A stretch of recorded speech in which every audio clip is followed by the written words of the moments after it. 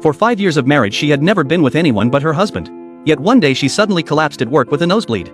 At the hospital she was diagnosed with HIV. She was completely stunned. She asked the doctor if there was a mistake. Since marrying she had always stayed faithful. She never set foot in questionable places. How could she have HIV? The doctor assured her the results were accurate. Her symptoms matched the early stages of HIV. Her name was Vivi.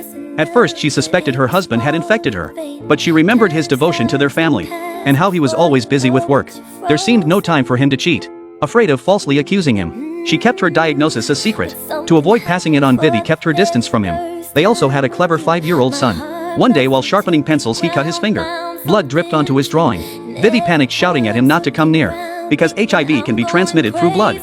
She quickly threw the paper away, washed the wound in the sink, and bandaged it with a plaster. Her husband sensed she was hiding something. He urged her to share the burden instead of suffering alone. Encouraged by his words, Vivi told him the truth.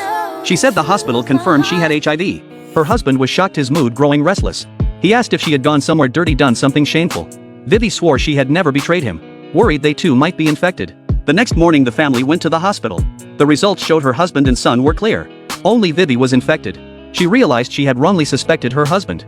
That night she apologized for bringing shame to the family. She still didn't know how she contracted the disease. Though he didn't blame her, her husband suggested divorce. Their son would stay with him. He said living with her posed too much risk. That night father and son slept separately. Vivi cried alone until morning. The next day they were gone. She called only to learn her husband left their son at his mother's. He said it was for the boy's safety.